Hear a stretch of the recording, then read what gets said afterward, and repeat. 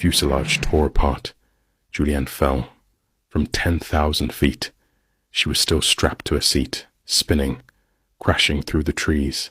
Then, blackness. She woke up, bruised, bleeding, alone. No food, no shoes. She had a broken collarbone, and only one sandal. She remembered her father's advice.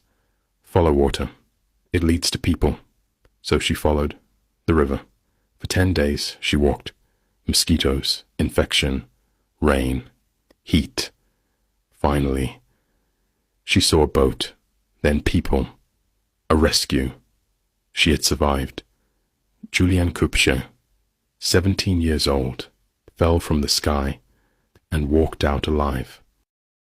From shore, disaster struck. His small sailboat, the Napoleon Solo, collided with an unseen object, instantly tearing a gaping hole in its hull. With his vessel rapidly sinking, Stephen had mere minutes to react. He scrambled into a tiny inflatable life raft, barely managing to salvage a few meager supplies. No food, no fresh water, just the vast, indifferent ocean, stretching endlessly in every direction. For 76 days, Stephen fought for survival.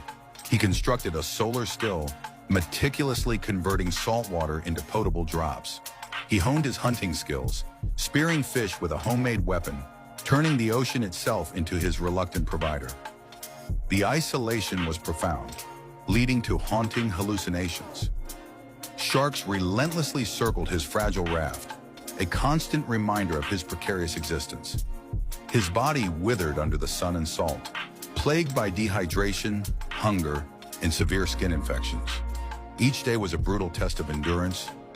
After drifting over 1,800 miles, hope finally appeared on the horizon, a distant landmass.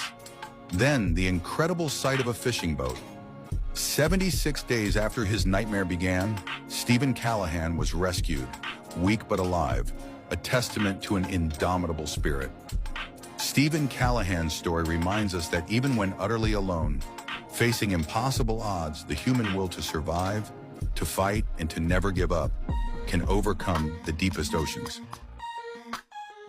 To explore Blue John Canyon in the Utah desert. He told no one where he was going.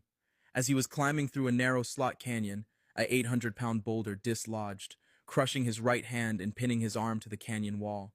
No phone, no signal, no way out. He was completely trapped.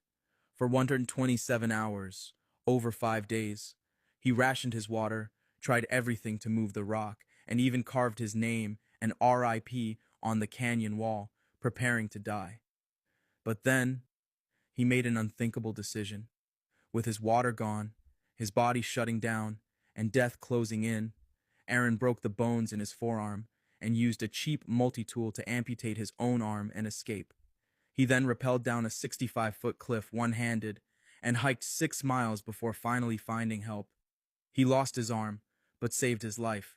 His story became the best-selling book Between a Rock and a Hard Place and was turned into the Oscar-nominated film 127 Hours, starring James Franco.